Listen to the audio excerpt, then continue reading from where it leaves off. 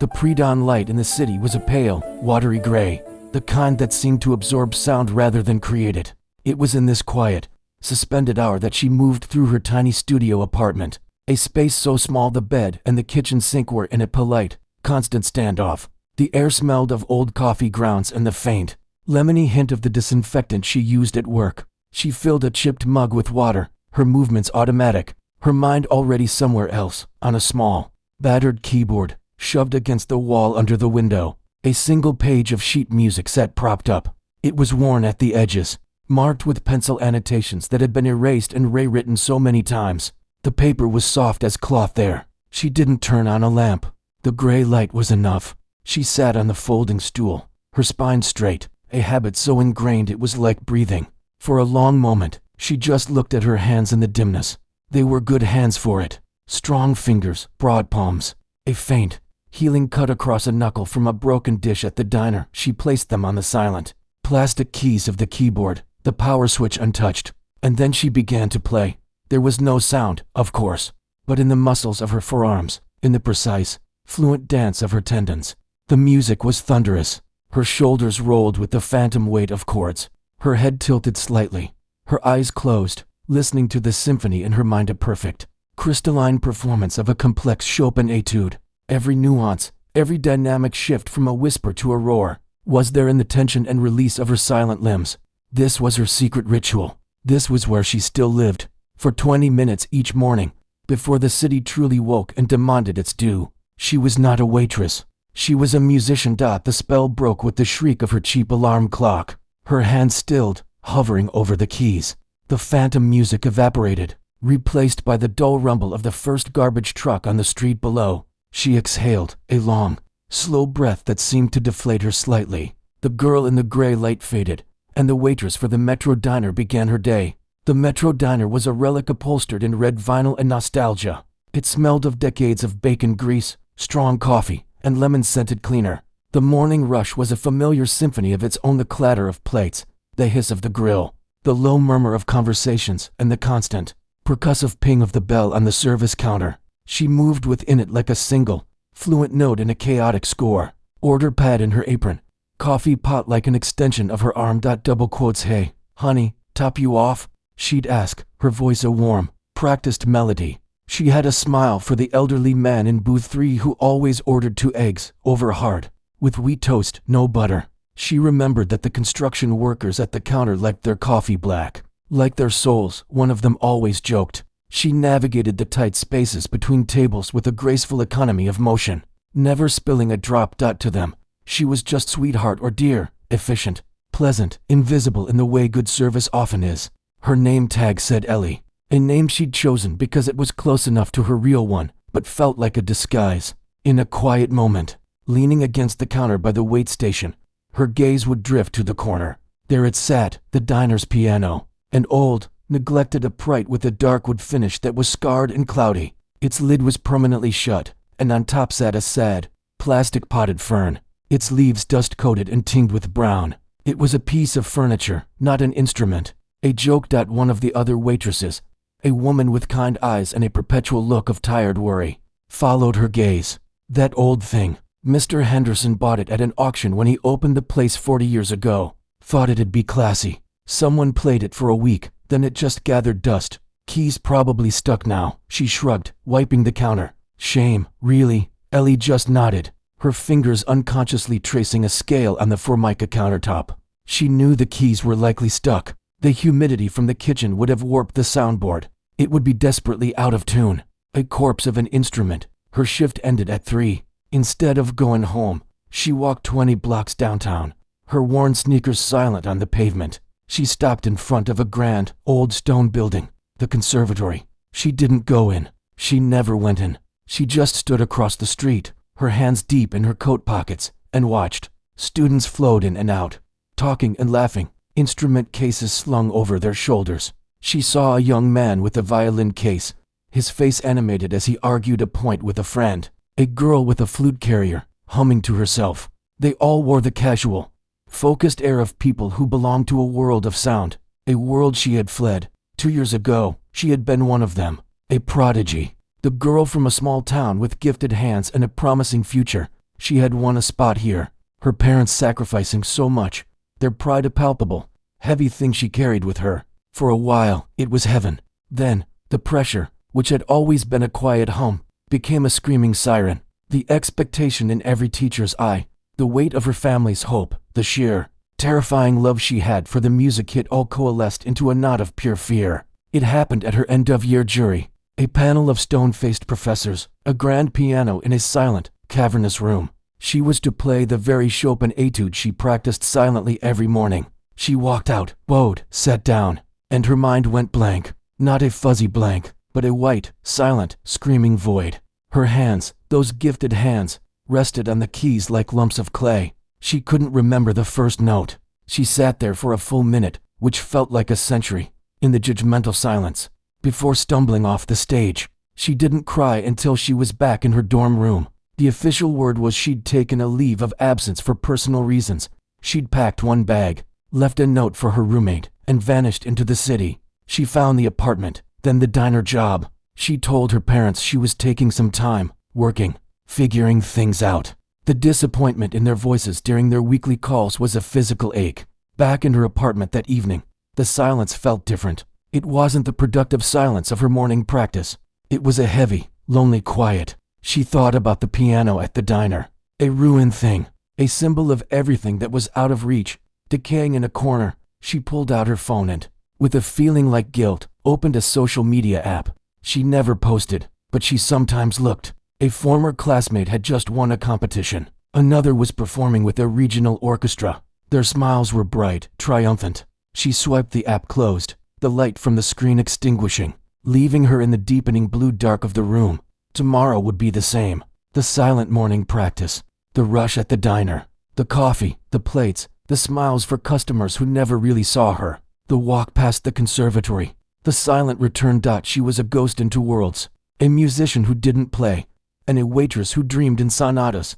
The divide between them felt as wide and permanent as a canyon, and the old piano in the corner, with its dusty fern, was just a reminder of the side of the canyon she could never cross back to. It was all just part of the hum of the everyday, a life of quiet rhythms and quieter despair. The music was locked away, a fading echo in a mind that was too afraid to let it out.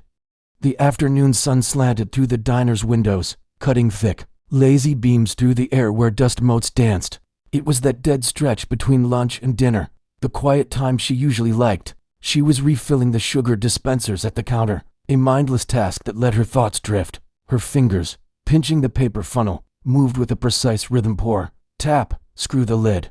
It was a simple, satisfying order. The bell above the door jangled, too loud for the sleepy room. 3 men in crisp, expensive-looking shirts, sleeves rolled up, walked in. They carried the energy of the financial district a few blocks over, a blend of loud confidence and leftover adrenaline from the trading floor. They took the big booth by the window, the one that was always a bit sticky no matter how many times it was wiped down. She put down her sugar jar, picked up her order pad and 3 menus, and went over. "Afternoon, gentlemen. Can I start you with some drinks?" They were already deep in their own conversation, talking about bets and losses and some deal that had just gone through. One of them, a man with a sharp, clean-shaven jaw and eyes that scanned the room like he was pricing everything in it, glanced up. "Coffee, black, for all of us." "Sure thing," she said, writing nothing, already turning. "And bring the good stuff, sweetheart." Another one laughed, his voice booming. "None of that burnt mud you serve the regulars." She forced a small, professional smile and nodded. It was a common enough kind of comment. She'd learned to let it slide off her, like water on the greasy surface of the grill. She brought the coffee pot over, filled their heavy white mugs. They barely noticed. For the next half hour, she moved around them, clearing a nearby table, polishing cutlery. Their voices were a constant, rumbling presence. The bets got bigger, the stories more exaggerated. They ordered burgers and fries, ate quickly, talked with their mouths full. The man with the sharp jaw, who seemed to be the ringleader, was holding court. His name, she gathered from the others' taunts, was something like Rick or maybe Derek. Her eyes kept drifting, as they often did, to the piano in the corner. The dusty fern seemed particularly sad in the afternoon light. She found herself wondering, not for the first time, what song might have been played on it last. Probably some simple, cheerful tune decades ago. The thought was a quiet, private ache. A lull fell at the men's table. They were sipping their last coffees, bellies full, looking for amusement. The ringleader's eyes followed her gaze to the piano. He smirked. "Look at that antique," he said, nudging his friend. "Bet you $50 even you can't get a tune out of that thing. Keys are probably glued shut." His friend, a heavier man with a reddening neck, scoffed. 50, make it 100. And I'm not touching that firewood. It's a prop, like in a cowboy movie. He gestured with his thumb. For atmosphere. The ringleader's eyes lit up with a mean sort of playfulness. They swept the quiet diner, the elderly couple sharing a slice of pie in the booth. The lone student with textbooks and headphones landed on her. She was wrapping clean silverware in napkins, a tower of them growing beside her. "Hey, waitress." She looked up, meeting his eyes. They were a chilly, bright blue. You work here. That piano ever get played? Or is it just for that dead plant?" She kept her voice neutral, polite. "It mostly just holds the plant, sir." The men chuckled. The ringleader pulled a crisp $50 bill from his money clip. He waved it, making the green paper snap in the air. "See, told you. A glorified shelf. Here's a better bet. I bet you can't play it. Come on. Give us a little tune. Play. I dunno, chopsticks or heart and soul. Something simple. Do it, and this is yours." He fluttered the bill. Her face grew warm. It wasn't embarrassment, not exactly. It was a slow, deep heat that started in her chest. It was the tone. It was the same tone she'd heard 1,000 times, not just from customers, but from the world. The tone that said she was part of the background, a fixture meant to serve and amuse on command. The sweetheart tone. It condensed every silent, aching day of the last 2 years into this one stupid moment. "I'm not really a player," she said softly, looking down at her napkins. "AW. Come on." The heavier friend joined in, enjoying the sport. "Don't be shy. We won't laugh much." He grinned. "I'll throw in another 20. Think of it as a tip." The word tip hung in the air. That was the trigger. This wasn't about music. It wasn't even really about her. It was about power. It was about buying a moment of spectacle from the help.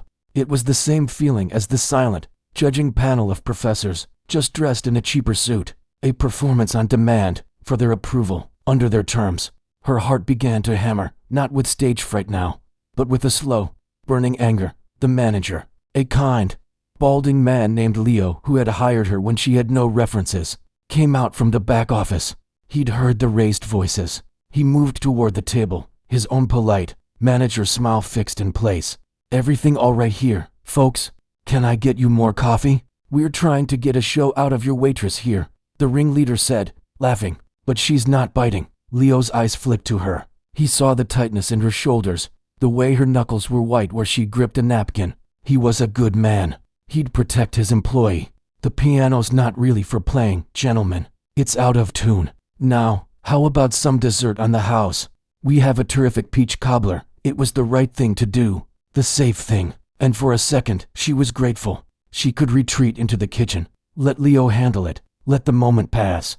The heat in her chest would cool, and she'd go back to being invisible, safe. But as she stood there, the ringleader winked at his friend, as if to say, "See? What did I tell you?" That wink. It was so smug, so utterly sure of its place in the world.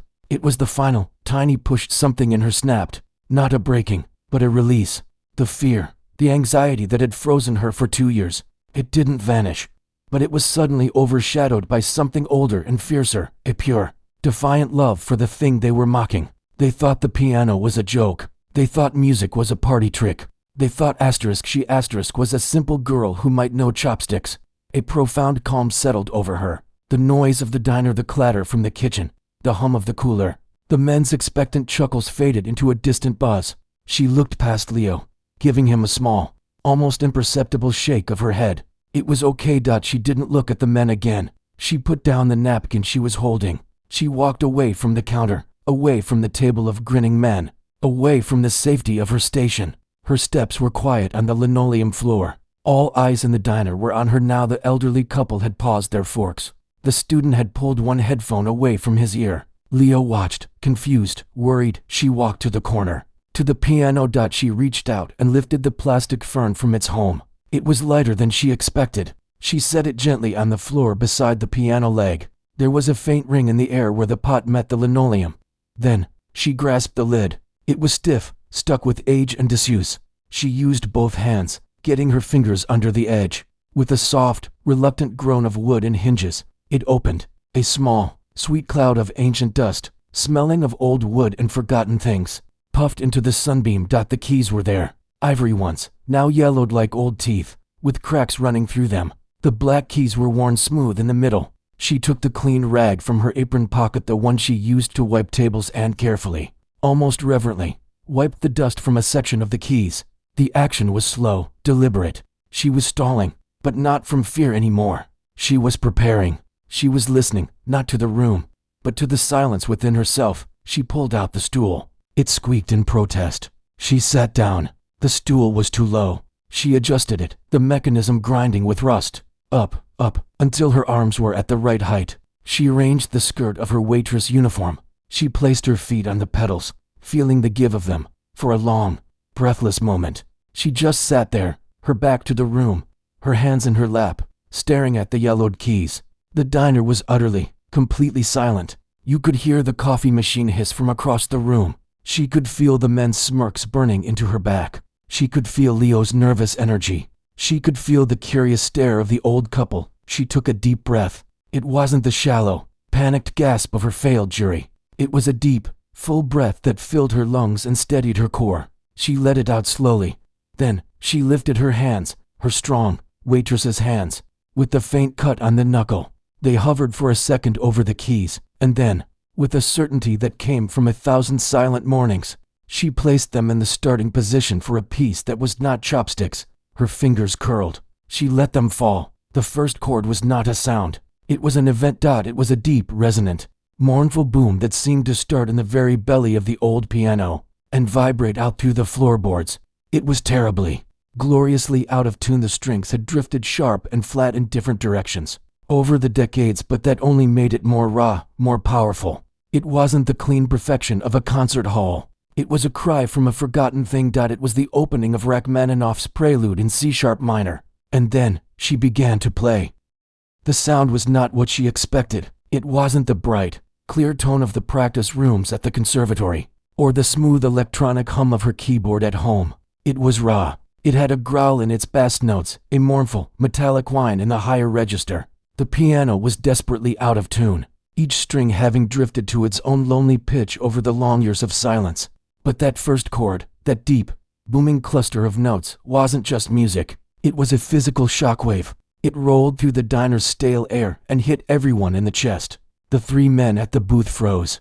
The ringleader's smirk didn't just fade. It was wiped clean from his face, as if the sound had physically slapped it away. His coffee mug, halfway to his lips, stopped dead. His eyes, those chilly blue eyes, went wide, then slightly confused, as his brain struggled to reconcile the sight of the waitress in her apron with the sound that was coming from the instrument. This was not chopsticks. This was something ancient, and stormy, and huge. The heavy friend leaned forward, his mouth actually hanging open. The third man simply stared, his head tilted like a dog hearing a strange new noise. At the counter, the manager, Leo, had been holding his breath, ready to intervene. His hands were braced on the formica. When the chord crashed out, his shoulders jumped. He didn't move a muscle after that. He just stood, transfixed, watching the straight line of her back, the fierce focus of her head.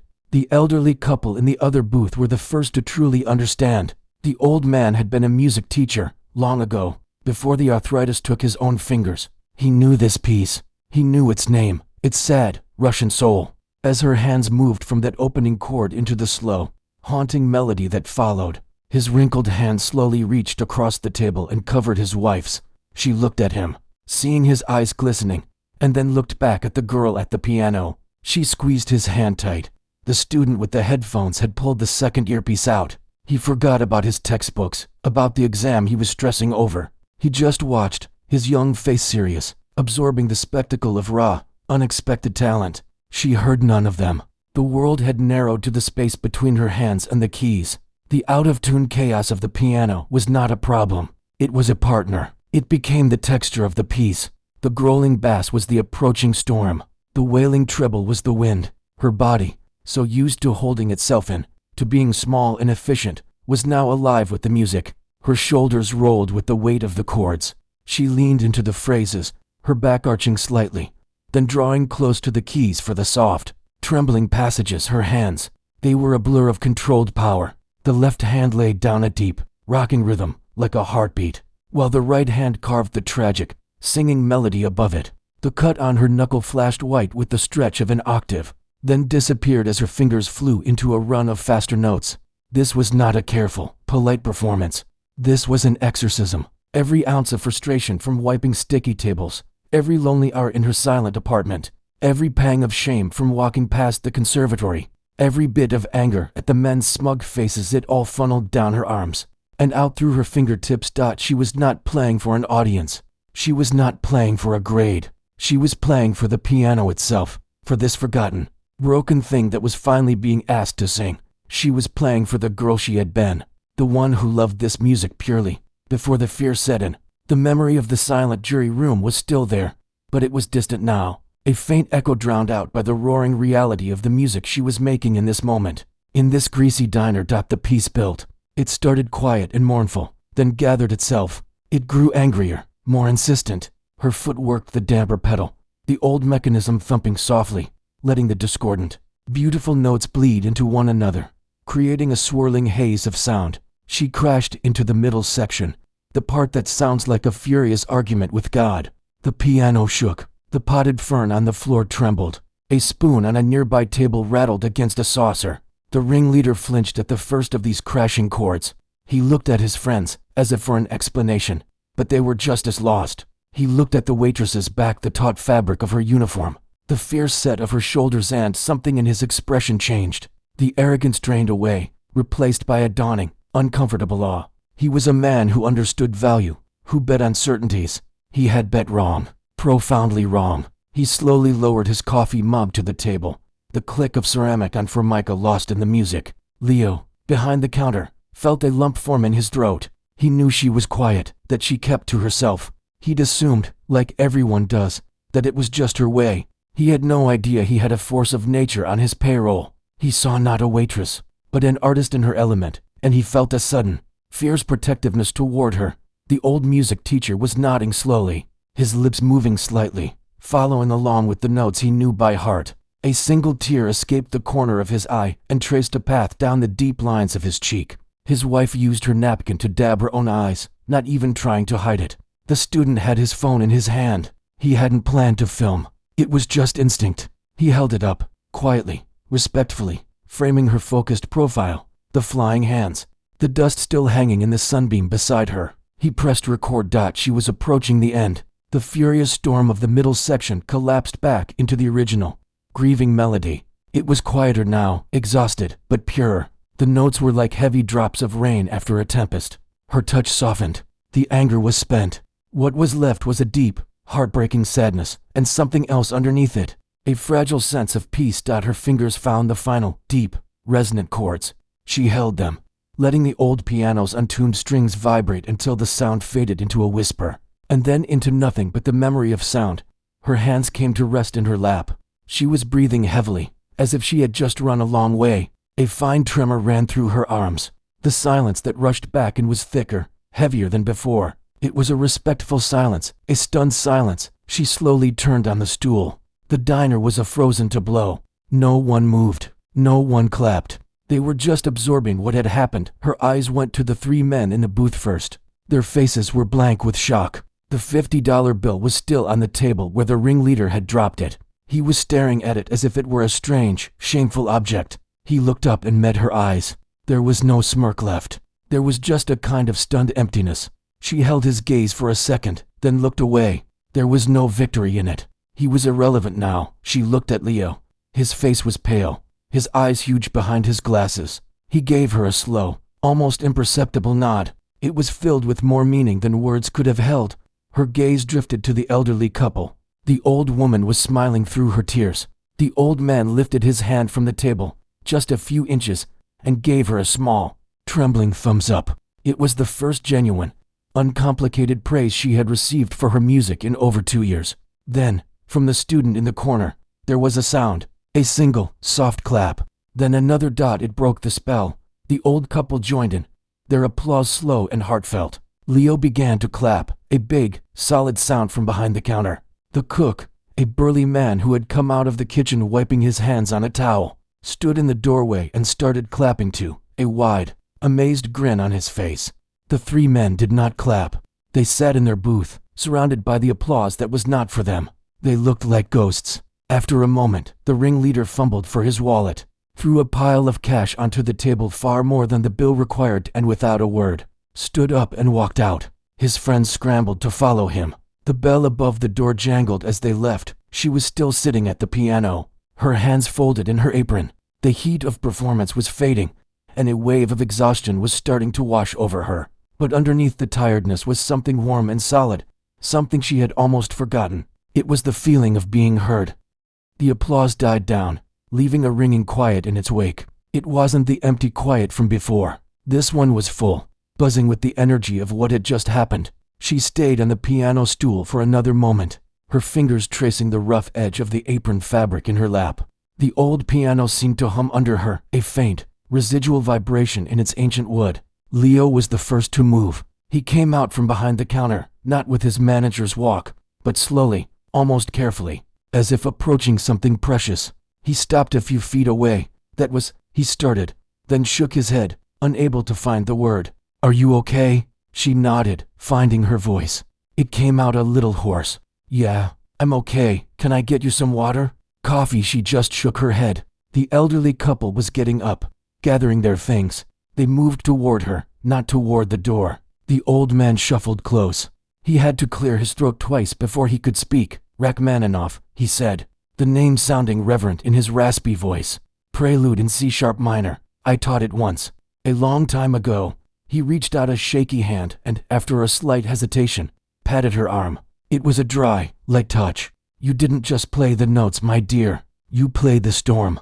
"Thank you." His wife smiled, her eyes still shiny. "You made an old, dusty thing sing again. And you made two old people remember what that feels like." She leaned in a little. "Don't you stop. Whatever you do, don't you stop." They left then, the bell on the door giving a gentle, respectful chime.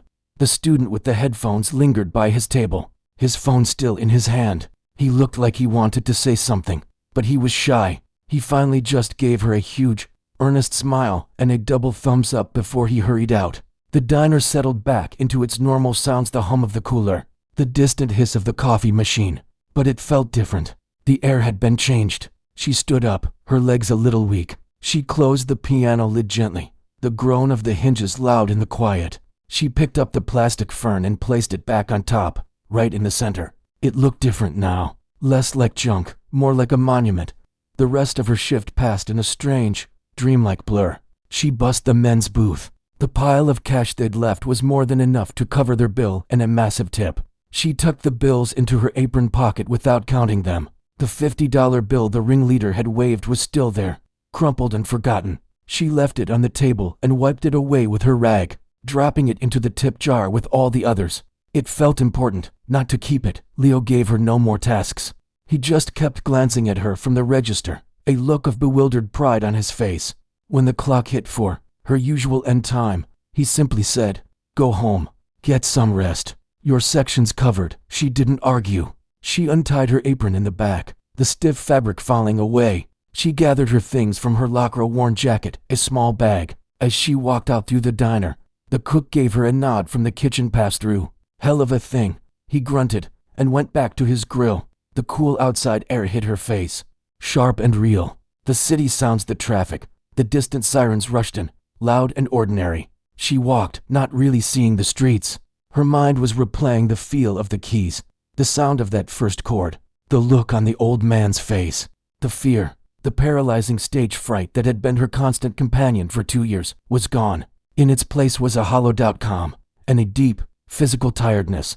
It was the good kind of tired, like after a long, honest day of work. She didn't walk past the conservatory. She went straight home. In her tiny apartment, the silence felt welcoming, not lonely. She didn't turn on the lights. She sat on the edge of her bed and just breathed. It was later that night, while she was heating soup on her hot plate, that her phone began to buzz. Not a call, a cascade of notifications, a ping, then another, then a constant, vibrating chatter. She picked it up, confused. It was a social media alert. Her profile, the one she never used, was blowing up. Tags, mentions, messages, asterisk. "What is this?"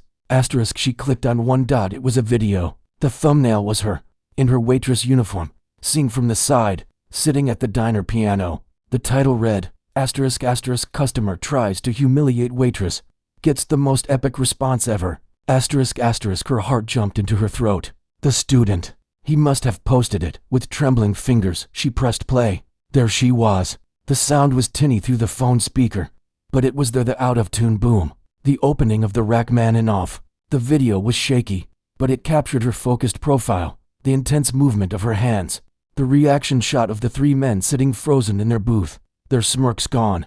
It ended just as the first clap started. It had been viewed 50,000 times.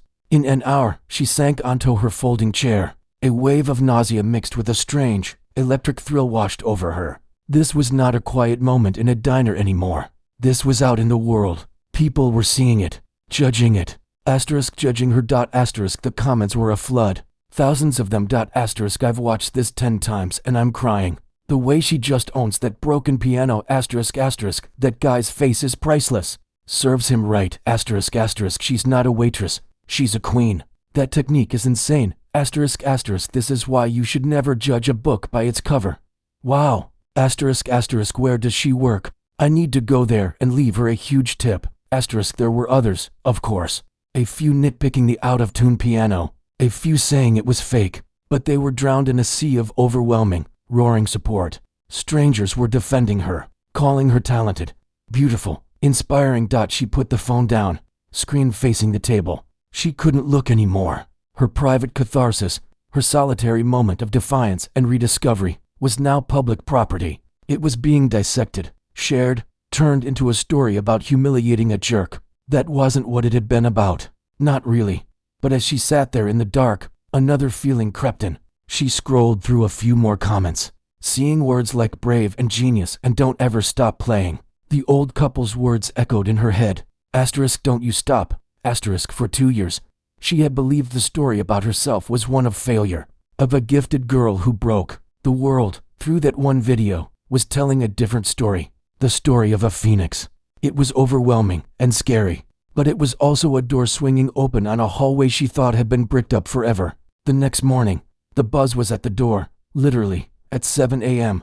Her buzzer rang. A local news reporter, with a camera person in tow, wanted to talk to the piano waitress. She stood in her doorway in her pajamas, stunned, and politely said no. She closed the door and leaned against it, her heart hammering. Her phone rang. It was a number she didn't recognize. She let it go to voicemail. A smooth, professional voice asked if she was represented, said they were a talent agency, said they could help her capitalize on this incredible moment. She turned her phone off. She needed to think. She needed air. She went to work. The diner was not the same. There was a small crowd outside, people with phones, peering in the windows. Leo had a strained but excited look on his face. It's been like this since we opened, he said, pouring coffee for a table of people who were definitely not regulars. They all want the Rachmaninoff booth. He nodded to the men's old table she tied on her apron. The familiar weight was a comfort. She went to her station. A young woman at one of her tables looked up at her, eyes wide. Are you her? The one from the video? She gave a small, tight smile and nodded. Double quotes. Oh my God. Can I have a selfie with you? She worked her shift. She poured coffee, took orders, smiled. But it was different. People looked at her now. They really saw her. They whispered. They asked hesitant questions. It was exhausting. But in a quiet moment, the old music teacher came in again, alone this time. He sat at the counter. When she brought his coffee, he slid an envelope toward her. My wife and I talked all night about you, he said. This is the contact information for a friend of mine. She runs a foundation that helps young artists with scholarships. She's expecting your call. No pressure, just think about it. He left without drinking his coffee. She held the envelope. It was plain, white light, but it felt heavy with possibility. That evening, back in her apartment, she turned her phone back on. It flooded with more notifications, but there was one message, saved from earlier.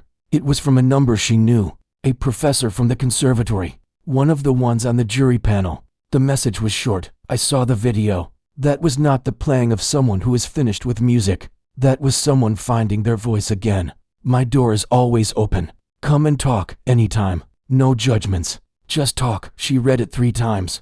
Then, for the first time since that day in the jury room, she allowed herself to truly consider the idea of going back, not as the prodigy who failed, but as the woman who played a storm on a broken piano for no one but herself, and in doing so, found her way home. The world was loud now, and it wanted a piece of her, but for the first time in a long time, she felt she might have something to say back. The ripple from that single, unplanned performance was spreading, changing everything it touched, most of all, the person at its center. The noise didn't fade, exactly. It just changed shape. The diner stayed busy for weeks with people hoping to see her, to hear the famous piano. She worked her shifts, but it was different now. Leo had taken to putting a small sign on the piano stool on her days off that said, "The artist is not in." It made her smile. He was protecting her. She did call the number from the old music teacher. The woman who answered was kind, no nonsense. They talked for an hour, not about the video, but about music, about the cost of sheet music, about the quiet despair of leaving a part of yourself behind. A week later, a scholarship offer arrived. It wasn't for a fancy school, but for a dedicated mentorship program with a retired concert pianist who believed in second acts. It would cover her living expenses so she could work fewer hours and practice. Real practice, with sound. She also went back to the conservatory. Walking through the main doors, her heart was a frantic drum in her chest. The smell of the place, old wood, rosin, potential, almost knocked her over. The professor who had messaged her met her in a small practice room, not his formal office. He made tea. They didn't talk about her failed jury. They talked about Rachmaninoff's sadness, about the physicality of playing, about how a slightly out-of-tune piano could sometimes hold more truth than a perfect one. He became a guide, not a judge. But the most important thing she did was much simpler. She went to Leo with a proposal. "One night a week," she said. "Sunday evenings, when it's quiet, I'll play the piano for an hour, for real. Not because someone waves money at me, but just to play, for the diner, for anyone who wants to listen." Leo's eyes got a little misty. "What do you want me to do? Put up a velvet rope?" "No," she said. "Just let me play, and let's take any tips people leave and put them in a jar, for the community music school downtown, the one that can't afford new instruments." So, that's what they did. The first Sunday, she was terrified. This was a choice, an invitation. The diner was full, every booth and stool taken. A quiet, expectant crowd, regulars mixed with new faces. The old couple was there, front and center. When she sat down at the piano, the same squeaky stool, the same dusty lid, the fear tried to come back. It was the old, familiar ice in her veins. She closed her eyes, placed her hands on the keys, and thought not of the audience, but of the piano itself, of the storm they had weathered together. She didn't play Rachmaninoff that night. She played a gentle, rolling Gershwin tune, then a sad, sweet Beatles song, then a piece by a modern composer she loved. The piano was still out of tune, but a tuner had come by, a fan who'd seen the video and volunteered, and it was closer now. It had character. As she played, she talked a little, just a few words between songs. "This one's for the late shift workers," or "This always reminds me of rain." The diner was so quiet you could hear the hiss of the coffee machine keeping time. People cried. People smiled. They put bills in the big glass jar by the register. When she finished, the applause was warm, like a blanket. It felt earned, not shocking. It felt like a conversation. She kept her job at the diner, but only a few shifts. The rest of her time was filled with the structure she had missed. Morning practice on a rented upright in her apartment with the sound on. Studies with her mentor. Long talks with her professor about music theory and life. The scholarship money meant she could breathe, could think, could be a student again without the weight of her family's sacrifice crushing her. She called her parents and told them everything. The failure, the fear, the diner, the video, the scholarship. There was a long silence on the line, and then her mother, her voice thick, said, "We just wanted you to be happy. We didn't know you were carrying all that alone." The forgiveness, from them and for herself, was the final piece. A year passed. The Sunday sessions at the Metro Diner became a small, beloved thing in the city. You couldn't get a seat without coming early. The tip jar for the music school bought 5 new keyboards and a set of brass instruments for kids, who otherwise would never have touched one. And then, the day came for her proper return. It wasn't in a huge concert hall. It was at a respected, intimate theater that seated 300 people. Her professor had helped arrange it. Her mentor helped her plan the program. It was called A Program in 2 Acts, and the second act would be all Chopin. But the first act had only one piece. Backstage, she was nervous. But it was a clean, sharp nervousness, the kind that meant you cared, not the paralyzing fear that meant you were afraid of yourself. She wore a simple, dark blue dress, no waitress uniform, but in her pocket, she carried a single, dried leaf from the plastic fern Leo had given her as a good luck charm. She walked onto the stage. The lights were bright, but she could see the audience. In the front row, right in the center, sat her people. Leo, his bald head shining, the old couple, holding hands, the cook from the diner, looking uncomfortable in a suit but beaming with pride, her parents, their faces filled with a cautious, glowing joy. She bowed. She sat at the beautiful, gleaming, perfectly in tune grand piano. It was a world away from the diner's upright. She took a breath, and she began, but not with Chopin. She played the Rachmaninoff, the same prelude in C-sharp minor, here, in this perfect acoustic, on this flawless instrument. Every note was clear and powerful. The storm was grander, the tragedy deeper, the technical mastery obvious. It was breathtaking, but as she played, she didn't think of technique. She thought of dust motes in a sunbeam. She thought of the clatter of dishes. She thought of the feel of a coffee pot in her hand and the smirk on a rude man's face. She thought of the first time she made that old piano speak after its long silence.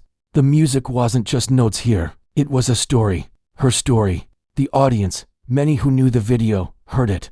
They heard the defiance, the loneliness, the rediscovery. When the final chords faded, the silence was absolute for a long, long second. Then the theater erupted. After the intermission, she played the Chopin. It was brilliant, sensitive, everything a rising pianist should be. But everyone knew the heart of the night had been in that first, familiar storm. After the final bow, after the flowers, she stood in the lobby, surrounded by well-wishers. A well-dressed man with a sleek portfolio approached her, talking fast about recording contracts, world tours, branding. He represented the kind of fame the viral video had promised. She listened politely. Then she shook her head. "Thank you," she said, her voice calm. "But that's not the path I'm on." The man looked confused. "This is your moment. You have to strike." She smiled. "I am. Just not on an iron." She excused herself and walked over to her people. Later, much later, she ended up back at the Metro Diner. It was closed, after hours. Leo had laid out pie and coffee. They all sat in a booth, the old couple, Leo, the cook, her parents. They were tired, happy, buzzing with the night. "So what's next?" Leo asked, cutting a huge slice of peach pie for her. She looked around the familiar red vinyl booth, at the faces of the people who had seen her as a waitress long before she was ever a viral sensation, or a concert pianist. They were her anchor. "Next," she said, "is more Sundays here, and I start teaching at the community music school next month, part-time." She'd proposed it herself, a class for teenagers on performance anxiety, called Finding Your Voice. The school had jumped at the idea. Her mother reached out and touched her hand. "And your own career?" "The concerts." "That too," she nodded. "But smaller ones. The right ones. Ones where I can talk to people after, like tonight. I'm not running for the train anymore. I'm exactly where I need to be." She was a musician again, but she was also the waitress who found her courage in a humble corner. The prodigy and the person were finally the same. The melody of her life wasn't a single, blistering solo anymore. It was a richer, more complex piece, with space for quiet chords, for accompanying others, and for the beautiful, resilient rhythm of an ordinary, extraordinary life. And it was just beginning.